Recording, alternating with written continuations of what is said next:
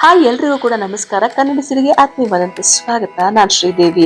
ನೀವೇನಾದ್ರೂ ಬೆಂಗಳೂರಿಂದ ಹೊರಟು ಒಂದಷ್ಟು ಜಾಗ ನೋಡ್ಕೊಂಡ್ ಬರ್ಬೇಕು, ಟೆಂಪಲ್ ಟೂರ್ ಮಾಡ್ಬೇಕು ಅಂತಂದ್ರೆ ಅದಕ್ಕೆ ಪರ್ಫೆಕ್ಟ್ ಆದಂತಹ ಸ್ಥಳ ಅಂತಂದ್ರೆ ಚಿಕ್ಕಬಳ್ಳಾಪುರ ಜಿಲ್ಲೆ.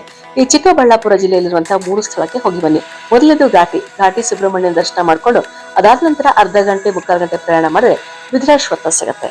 ಅಲ್ಲಿ ಹೋಗಿ ನೀವು ದೇವಸ್ಥಾನವನ್ನು ನೋಡ್ಕೊಂಡು ಆ ದೇವಸ್ಥಾನದ ಹಿಂಭಾಗದಲ್ಲಿ ಜಲಿಯನ್ ವಾಲಾಬಾಗ್ ಇನ್ಸಿಡೆಂಟ್ ಅಂತ ಕರೆಯುವಂಥದ್ದು, ಅದು ಕರ್ನಾಟಕದ ಜಲಿಯನ್ ವಾಲಾಬಾಗ್ ಇನ್ಸಿಡೆಂಟ್ ಅಂತ ಕರೆಯುವಂತ ಐತಿಹಾಸಿಕ ಸ್ಥಳ ಇದೆ.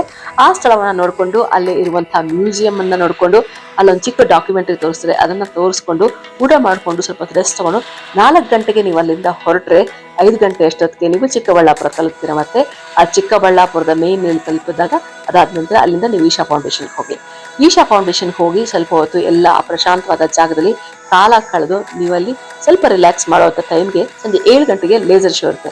ಅದನ್ನ ನೋಡ್ಕೊಂಡು ನೀವು ಆರತಿ ಮುಗಿಸ್ಕೊಂಡು ಬೆಂಗಳೂರಿಗೆ ವಾಪಸ್ ಬರ್ಬೋದು. ಇದು ಪರ್ಫೆಕ್ಟ್ ಪ್ಲಾನಿಂಗ್, ಚೆನ್ನಾಗಿ ಟೈಮ್ ಸಿಗುತ್ತೆ. ಈ ಬಗ್ಗೆ ಹೆಚ್ಚಿನ ಮಾಹಿತಿ ಬೇಕು ಅಂತಂದ್ರೆ ಫಾಲೋ ಮಾಡಿ ನನ್ನ ಕನ್ನಡ ಸಿರಿ ಯೂಟ್ಯೂಬ್ ಚಾನಲ್ ಮರಿದೆ.